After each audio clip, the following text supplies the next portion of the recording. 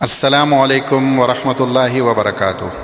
معزز سامعین، آج کی ہماری گفتگو کا عنوان ایک نہایت ہی مذموم خصلت اور ایک ایسی عادت اور ایک ایسے گناہ کے بارے میں ہے جو دلوں میں فساد پیدا کرتا ہے، سینوں میں کدورت بھرتا ہے اور لوگوں کے درمیان محبت کی شمع بجھا دیتا ہے۔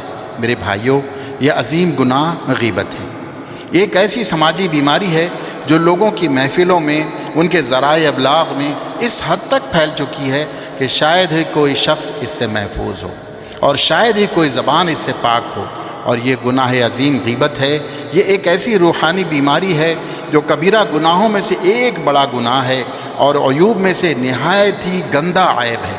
حضرت عبداللہ بن مسعود رضی اللہ تعالیٰ عنہ فرماتے ہیں، کسی نے مومن کی غیبت سے بڑھ کر کوئی برا لقمہ منہ میں نہیں لیا۔ اور کیسے نہ ہو کہ اس میں انسان کا سب سے قیمتی متاع یعنی اس کی جو پونجی ہے، اس کی عزت نفس، اس کی آبرو کو سخت دھکا پہنچتا ہے۔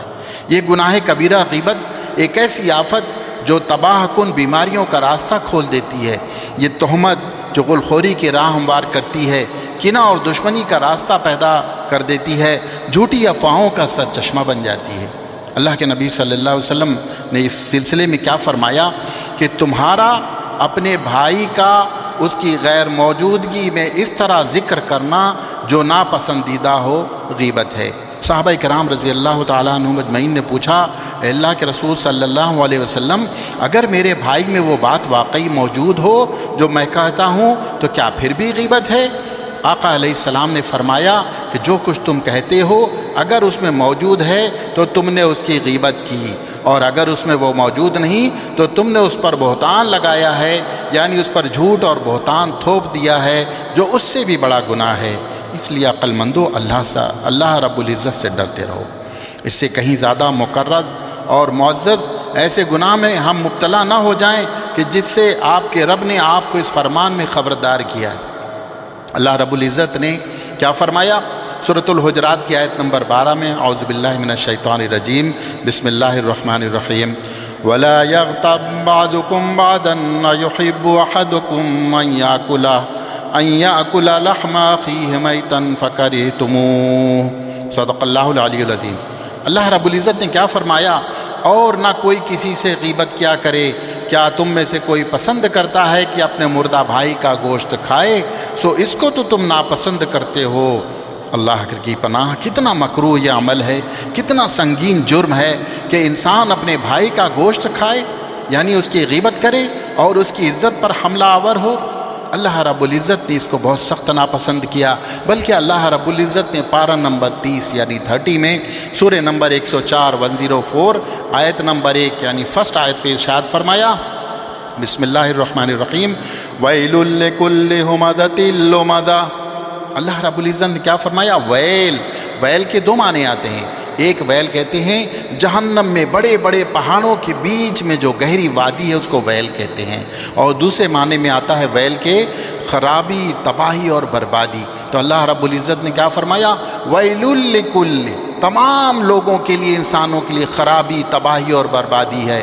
ہمزۃ لمزہ، ہمزہ کہتے ہیں کہ کسی کے سامنے اس کے عیبوں کو ٹٹول کر اس کا طعنہ دینا، اس کو ہمزہ کہتے ہیں۔ اور لمزہ کسے کہتے ہیں؟ لمزہ کہتے ہیں کسی کے پیٹھ پیچھے اس کے عیبوں کو بیان کر اس کی عزت ناموس کو دھکا پہنچانا، اس کو ذلیل اور رسوا کرنا۔ اسی لیے اللہ رب العزت نے کہا وَيْلٌ لِكُلِّ هُمَزَةٍ لُمَزَةٍ، بڑی خرابی اور تباہی ہے ان لوگوں کے لیے جو لوگوں کے عیبوں کو ٹٹول کر اس کا طعنہ دیتے ہیں یا ان کے پیٹھ پیچھے اس کی برائی بیان کرتے ہیں۔ اس لیے میرے دوستوں اور ساتھیوں، اللہ کے نبی صلی اللہ علیہ وسلم نے اس عمل سے لوگوں کو بڑی سختی سے منع فرمایا۔ خود اللہ کے نبی صلی اللہ علیہ وسلم کے گھر میں ایک بار ایسا واقعہ پیش آیا کہ اللہ کے نبی صلی اللہ علیہ وسلم کی زوجہ امہات المومنین امی عائشہ صدیقہ رضی اللہ تعالیٰ عنہ نے ایک دوسری ام المومنین حضرت صفیہ رضی اللہ تعالیٰ عنہ کے بارے میں صرف اتنا کہہ دیا، ان کا قد تھوڑا کم تھا تو امی عائشہ رضی اللہ تعالیٰ عنہ نے ان کو ناٹی کہہ دیا، کم قد والی کہہ دیا۔ اللہ کے نبی صلی اللہ علیہ وسلم کے بعد بڑی ناگوار گزری۔ آپ صلی اللہ علیہ وسلم فرمایا، عائشہ تم نے ایسی بات کہی ہے کہ اگر اس بات کو سمندر میں ڈال دیا جائے تو پورے سمندر کا پانی کڑوا ہو جائے۔ یعنی اللہ کے رسول صلی اللہ علیہ وسلم نے اس چیز کو کس قدر سختی سے منع کیا ہے، کیونکہ اللہ کے نبی صلی اللہ علیہ وسلم جانتے ہیں کہ اللہ رب العزت نے جس بات کو پسند نہیں کیا یقیناً اس کے نتائج بڑے خراب ہیں۔ اس سے ہوتا کیا ہے کہ آپس میں بھائیوں میں قرابت داروں میں ایک دوسرے کی غیبتیں ہونے کی وجہ سے بہت سارے لوگوں میں آپس میں جو ہے برائیاں اور اس کے برے اثرات کی وجہ سے گھر اجڑ جاتے ہیں، خاندان ٹوٹ پھوٹ کا شکار ہو جاتے ہیں۔ اور ایک ایسا جملہ کبھی شوہر نے اپنی بیوی کی غیر موجودگی میں کہہ دیا ہو، یا کبھی بیوی نے اپنے شوہر کی غیر موجودگی میں اپنے میکے میں اس کی برائی کر دی ہو، تو میاں بیوی کے درمیان علیحدگی اور جدائی کا سبب بن جاتے ہیں، رشتے ناتے قطع تعلقی کا یہ سبب بن جاتے ہیں۔ اس لیے میرے دوستوں اور بھائیوں، اس سے بچنا چاہیے، کیونکہ وجہ یہ ہے کہ جب ایک شخص غیبت کرتا ہے اور جس سے غیبت کی جاتی ہے تو غیبت سننے والا بڑے چٹخالے لے کر بڑے مزے لے کر غیبت سنتا ہے، اور غیبت کرنے والے کے ساتھ اس قدر اس کا اعمال نامہ جو اس نے اچھے اعمال کیے ہیں، جو اللہ رب العزت کے پاس نمازیں، تلاوت کلام پاک، صدقہ خیرات، عمرہ، زکوٰۃ، حج کیا، یہ سے سارے بہترین اپنے اعمال کی نیکیاں، ایسے مقبول اعمال کی نیکیاں اس شخص کے نامہ اعمال میں ڈال دیتا ہے کہ جس کی غیبت کی گئی ہو۔ اس لیے جس کی غیبت کی جاتی ہے وہ کہیں نہ کہیں ایک طریقے سے فائدے میں ہوتا ہے۔ امام بخاری رحمۃ اللہ علیہ فرماتے ہیں کہ کل قیامت کے دن جب لوگوں کے نامہ اعمال اللہ کے سامنے کھلیں گے اور پیش ہوں گے تو مجھے اس بات کی بڑی خوشی ہے کہ میرے نامہ اعمال سے غیبت کا گناہ نہیں نکلے گا۔ میرے دوستوں اور بھائیوں، ہم سب کو اسی پر عمل کرنے والا ہو جانا چاہیے۔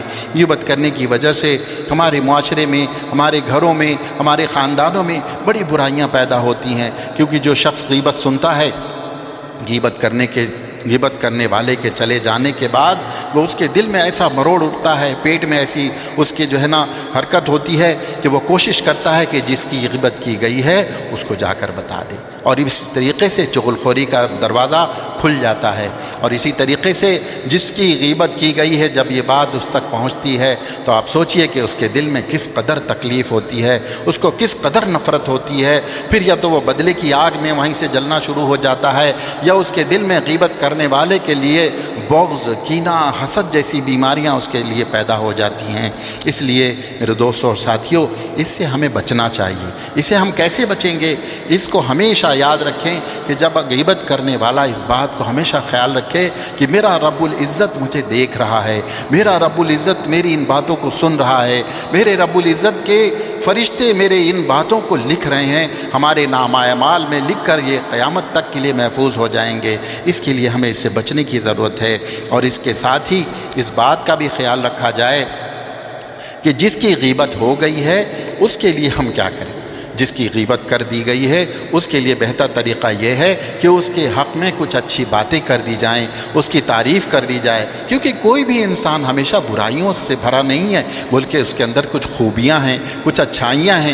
تو جس شخص کی غیبت کی گئی ہو اس کی خوبیاں اور اچھائیاں بیان کر دی جائیں، اور بہت ممکن اگر ہو تو اللہ رب العزت سے سب سے پہلے اپنے لیے اور اس شخص کے لیے دعائے مغفرت کریں، اور کوشش کریں کہ اس شخص سے اگر ملاقات ہو سکتی ہو تو ملاقات کر کے اس سے کہیں کہ میں نے اگر آپ کے لیے، آپ کے خلاف، آپ کے بارے میں کوئی بات جانے انجانے میں کوئی بات بول دی ہو تو اسے معاف فرما دیں، دنیا میں اس سے معافی مانگ لیں۔ اگر وہ شخص دور ہے تو اس کو فون کے ذریعے سے، واٹس ایپ کے ذریعے سے اس سے معافی مانگیں، اور اگر خدا نخواستہ اس شخص کا انتقال ہو چکا ہو تو اللہ رب العزت سے اس شخص کے لیے دعائے مغفرت کریں، اور اللہ رب العزت کے لیے راستے میں، اللہ کی راہ میں اس شخص کے لیے کچھ نہ کچھ صدقہ کریں، اور اللہ سے دعا کریں کہ یہ میرا صدقہ فلاں بن فلاں کے لیے ہو۔ اس لیے ہم اس بات سے پوری کوشش کریں کہ ہم غیبت جیسے عظیم اور قبیح گناہ سے اللہ تعالیٰ میری اور آپ تمام کی حفاظت فرمائیں۔